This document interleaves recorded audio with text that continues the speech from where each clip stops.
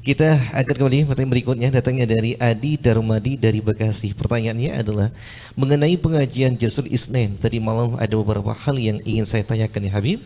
Yang pertama, dikatakan tumak ninah itu minimal berapa lama atau berapa detik? Itu yang pertama. Yang kedua, dahi wajib menyentuh tempat sujud tanpa penghalang. Bagaimana kalau ada rambut kita yang menghalangi dahi kita? Apakah sholat tidak sah? Kemudian yang ketiga, kita dianjurkan memperbanyak doa saat sujud. Apakah ada doa khusus yang diajarkan oleh Nabi Muhammad SAW saat sujud, dan bolehkah kita berdoa saat sujud pakai bahasa kita sendiri dan diucapkan secara lisan, katanya Habib? Masya Allah. Adi Darmadi dari Bekasi. Ini pertanyaan yang membuat saya gembira. Berarti Anda satu, mengikuti Jalsatul Itsnain, dan Anda betul-betul Anda ambil hikmah dan ilmu di dalamnya sehingga Anda tanyakan sekarang. Allah yubarik fik, insyaallah. Mudah-mudahan Allah takdirkan kita untuk bertemu ma'akamal lutuf wal afiyah. Baik. Yang pertama, saya minta kepada tim TV Al-Wafa Tari, ya, karena ada permintaan untuk membuat PDF.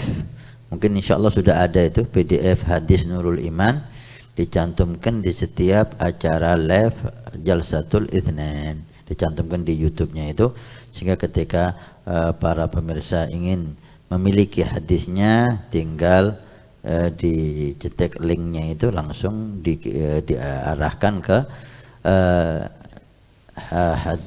naskah hadis Nurul Iman beserta artinya. Ya, ini tolong diperhatikan. Untuk pertanyaan yang pertama, tumak nina.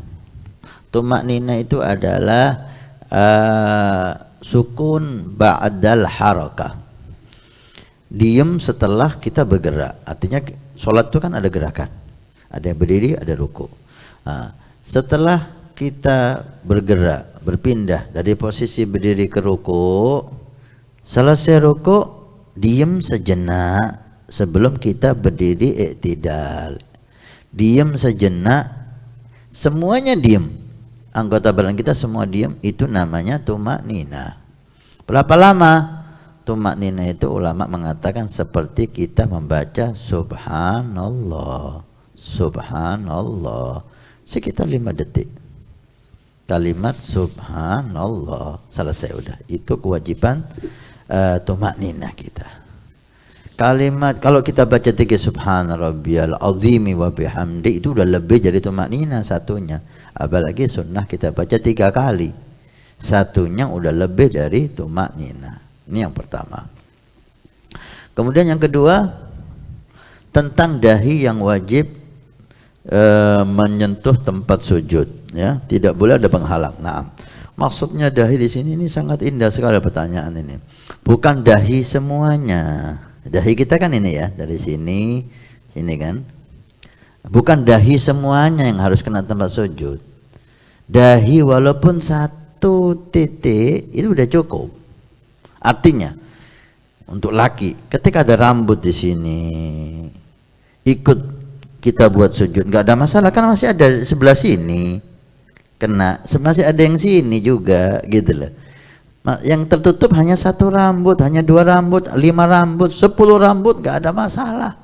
Yang penting masih ada kulit dahi ini yang menyentuh langsung. Kecuali kalau rambutnya diponi kayak gini, nggak ada sedikit pun kulit dahi yang kena tempat sujud, lah itu yang nggak sah. Kalau masih ada tempat di dahi kita yang mengena tempat sujud, walaupun hanya sedikit sekali, yang lain tertutup, nggak apa-apa, itu udah cukup. Ini pertanyaan yang bagus, ya Allah ibarik fik. Untuk laki ya, kalau perempuan rambutnya kan aurat. Gimana hukumnya rambut kalau kena sujud? Habib, kita tanya dulu, Anda siapa? Kalau Anda perempuan, nggak ada hubungannya sama sujud, sholat Anda batal, kelihatan rambutnya. Tapi kalau Anda laki, ini pembahasannya tadi. Baik. Yang ketiga, tentang doa ketika sujud. Nah, Nabi SAW dalam hadis yang sahih, beliau mengatakan tempat atau waktu yang paling dekat antara hamba dengan Tuhannya wa huwa sajidun, ketika dia sujud, baik sujud dalam sholat fardu ataupun sujud dalam sholat sunnah. Ini tempat yang paling dekat. Fa'akthiru fihi doa. Maka Nabi menyuruh kita untuk perbanyak doa. Perbanyak. Baik. Doa yang paling afdal apa, Habib? Doa dari Nabi SAW. Di antara doa dari Nabi, doa Nabi yang diajarkan kepada sahabat Abu Bakar Siddiq. Walaupun ada riwayat doa itu dibaca di tasyahud akhir, tapi ada juga riwayat yang dinyatakan dibaca oleh Sayyidina Abu Bakar di dalam sujud. Apa itu? Allahumma inni adnabtu damban kabiran. Ya Rab, saya telah banyak berbuat dosa.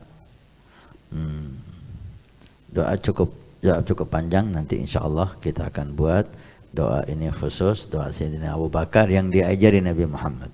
Adlamtu nafsi dunuman kabira la yafiru dunuba ila anta, dan seterusnya. Ini doa yang dibaca oleh Sayyidina Abu Bakar dari Nabi Muhammad. Sayyidina Abu Bakar minta sama Nabi untuk diajari doa, maka Nabi mengajarkan ini. Nanti kita buat cuplikannya. Kemudian doa-doa yang lain, terutama doa yang ada dalam Al-Quran. Rabbana atina fid dunya hasanah wa fil akhirati hasanah wa qina adzabannar. Kemudian Rabbana hab lana min azwajina wa dzurriyyatina qurrata a'yun waj'alna lil muttaqina imama. Dan doa dari Nabi SAW banyak sekali. Baik. Gimana kalau kita terjemah, Habib? Kalau terjemah, kita nggak bisa bahasa Arab, kita terjemahkan doa Nabi, kita terjemahkan doa Al-Quran, nggak apa-apa. Nggak apa-apa. Bahasa Indonesia, Habib, ya terjemah, namanya terjemah ya bahasa Indonesia. Orang Inggris ya bahasa Inggris. Dengan catatan terjemahan dari nas, kata ulama. Terjemahan dari nas. Maksudnya nas itu apa? Terjemahan dari doa yang ada di Al-Quran seperti Rabbana atina fid dunya hasanah, Rabbana hab lana min azwajina, dan seterusnya, atau terjemahan dari hadis Nabi Muhammad sallallahu alaihi wasallam. Jika kita ngarang doa sendiri gimana, Habib? Kalau di luar sholat nggak ada pembahasan. Kalau di dalam sholat itu khilaf ulama. Ada yang memperbolehkan, ada yang tidak bolehkan. Nggak boleh terjemah kecuali dari nas, artinya terjemahan Al-Quran, doa yang ada di Al-Quran, atau terjemahan doa yang ada dari hadis Nabi. Kalau ngarang sendiri nggak boleh. Ada yang mengatakan seperti itu, ada yang mengatakan bebas, karena itu tempat doa dan banyak orang yang nggak bisa bahasa Arab dan hajatnya macam-macam. Udah Bismillah, baca, sebutkan dengan lisan Anda di dalam sujud. Ulama ada perbedaan, maka silahkan Anda memilih. Silahkan Anda milih. Kalau Anda ingin aman, sholat Anda sah menurut semua ulama, maka kalau doanya ngarang sendiri yang nggak ada dalam Al-Quran dan hadis, cukup di dalam hati, ucapkan dengan hati Anda, maka sholat Anda sah secara sepakat semua ulama. Allah barik fikum. Insyaallah, pertanyaan yang indah ini. Kalau boleh kita kasih hadiah, ini pertanyaan yang pantas dapat hadiah ini.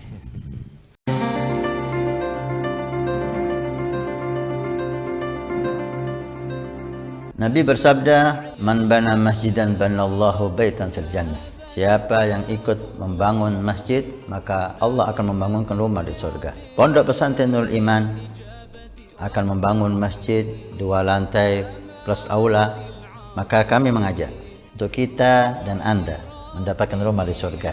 Kami membutuhkan 2.000 orang, per orang 100.000 per bulan selama 1 tahun. Silahkan Anda daftarkan diri Anda, atau almarhum dari orang tua keluarga Anda yang sudah meninggal, atau Anda niatkan untuk putra Anda supaya menjadi putra yang saleh salehah. insya Allah dengan masjid di Pondok Pesantren Darul Iman yang insya Allah makmur dengan sholat, qiyamul lail, zikir, majlis taklim, belajar agama Allah. Setiap kalimat, setiap bismillah, setiap ilmu Anda dapat pahala. Setiap rakaat Anda dapat pahala. Hani'an lana wa hani'an lakum kalau kita punya rumah di surga Allah. Mudah-mudahan Allah mencatat kita sebagai hamba